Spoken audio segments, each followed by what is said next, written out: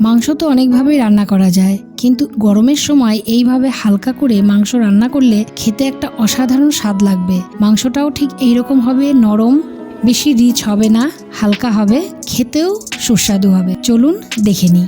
নমস্কার, রঞ্জু স্পাইসে আপনাদের সকলকে স্বাগত। প্রথমে রান্নাটা করার জন্য আমি কড়ায় তেল দিয়ে দিলাম। তেল দিয়ে আমি আলুগুলোকে ডুমো করে কেটে নিয়েছিলাম, সেই আলুগুলোকে এখানে ভেজে নিচ্ছি। বেশি লাল করে ভাজবো না, হালকা করেই ভেজে নিয়েছি। আলুগুলো ভাজা হয়ে গেছে, তুলে নিয়েছি। আমি এর মধ্যে আবার একটু তেল দিয়ে দিলাম। ফোড়নে দিয়ে দিলাম গোটা গরম মশলা, গোটা জিরে, আর দিয়ে দিলাম হিং। দিয়ে ভালো করে একটু নাড়াচাড়া করে নিচ্ছি যতক্ষণ না একটা সুন্দর গন্ধ বের হয়ে আসে। তার মধ্যে এবার দিয়ে দিলাম দুটো শুকনো লঙ্কা ফাটিয়ে। এরপর এখানে দিয়ে দিলাম পেঁয়াজ, দিয়ে দিলাম টমেটো আর একটা গোটা ক্যাপসিকাম, আর দিয়েছি গোটা রসুন। চাইলে আপনারা নাও দিতে পারেন, আমি এখানে দিয়েছি। আর স্ক্রিনে আমি মাপগুলোকে দিয়ে দেব। দেখুন, একটু ঢাকা দিয়ে তারপর ভাজা ভাজা করে নিচ্ছি। কালারটা কিন্তু একেবারেই আলাদা হয়ে গেছে। এরপর এখানে দিয়ে দিচ্ছি আমি এই মটনগুলো, একটু বড় করে কেটে নিয়েছি। এবার আমি এই মটনগুলোকে দিয়ে এখানে আমি সবগুলো ভালো করে ভেজে নিচ্ছি। এইভাবে রান্না করলে রান্নাটার একটা আলাদা রকম স্বাদ আসে। আবার আরও অন্য প্রসেসে রান্না করা যায়, সেটা আপনাদের সাথে শেয়ার করব, সেইগুলোর আবার একটা অন্যরকম স্বাদ আসে। এরপর দিয়ে দিলাম এখানে আমি পরিমাণ মতো নুন, দিয়ে দিলাম হলুদ, দিয়ে এবার ভালো করে নাড়াচাড়া করে নিচ্ছি। মশলাটার সাথে আমি এই রকমভাবে সুন্দর করে মাংসটাকে দেখুন নাড়াচাড়া করে নিচ্ছি। মশলার গন্ধ, মশলার সব কিছু মাংসের মধ্যে ঢুকে গেছে। এরপর অন্যদিকে এখানে রসুন, কাঁচা লঙ্কা, আদা, আর এখানে নিচ্ছি আমি জিরা, নিয়ে এটাকে এবার আমি একটা পেস্ট বানিয়ে নিচ্ছি। আমি এখানে কিন্তু শুকনো লঙ্কা ব্যবহার করিনি, কাঁচা লঙ্কা দিয়ে কিন্তু একদম ঘরোয়া পদ্ধতিতে আমি রান্না করেছি। দিয়ে দিলাম মশলাটা, দিয়ে এবার ভালো করে নাড়াচাড়া করে নিচ্ছি। কারণ গরমের দিনে খেতেও হবে, ভালোও থাকতে হবে, তার জন্য ঠিক রান্নাটা আমি এইভাবে করেছি। আমি জানি আপনারা অনেক ধরনের রান্নাবাড়ি করেন, কিন্তু এইভাবে একবার করে দেখবেন কেমন লাগছে। এবার ঢাকাটা উঠিয়ে আমি ভালো করে নাড়াচাড়া করে নিচ্ছি।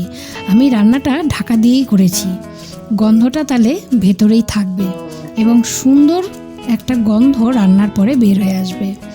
আবারও ঢাকা তুলে আমি নাড়াচাড়া করে নিচ্ছি যাতে নিচে লেগে না যায়, তার জন্য।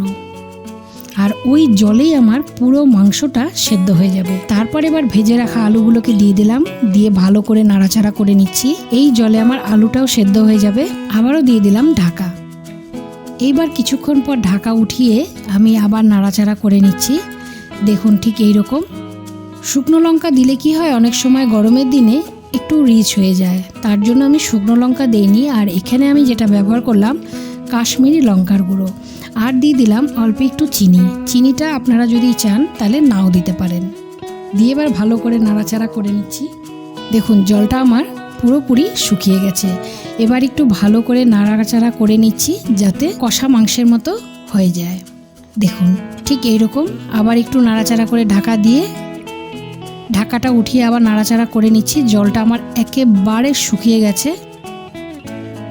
আমার এখানে মাংস, আলু সম্পূর্ণ সেদ্ধ হয়ে গেছে। এরপর এখানে দিয়ে দিলাম আমি অল্প পরিমাণে জল।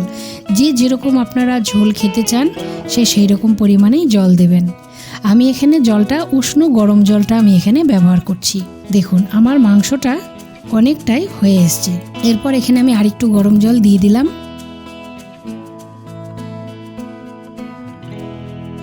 দিয়ে এবার ভালো করে নাড়াচাড়া করে নিচ্ছি। নিয়ে এবার ঢাকা দিয়ে দিলাম। ঢাকাটা উঠিয়ে দেখুন আমার সুন্দর ঝোলটাও হয়ে গেছে, ফুটে উঠছে। এবার আমি নাড়াচাড়া করে নিচ্ছি। নিয়ে এর মধ্যে এবার আমি দিয়ে দিচ্ছি একটু গরম মশলা। গরম মশলা দিয়ে ভালো করে নাড়াচাড়া করে নেব। চাইলে এখানে আপনারা একটু ঘিও দিতে পারেন। দিয়ে ভালো করে নাড়াচাড়া করে নিচ্ছি। সুন্দর একটা গন্ধও বের হয়ে এসছে। এর সাথে আমার রান্নাটা এখানেই শেষ। আপনারা এইভাবে রান্না করবেন এবং কেমন লাগলো আমাকে অবশ্যই জানাবেন। এতক্ষণ আমার সাথে থাকার জন্য অসংখ্য ধন্যবাদ। লাইক করবেন, শেয়ার করবেন। এখনও যারা সাবস্ক্রাইব করেননি অবশ্যই সাবস্ক্রাইব করে দিবেন। নমস্কার।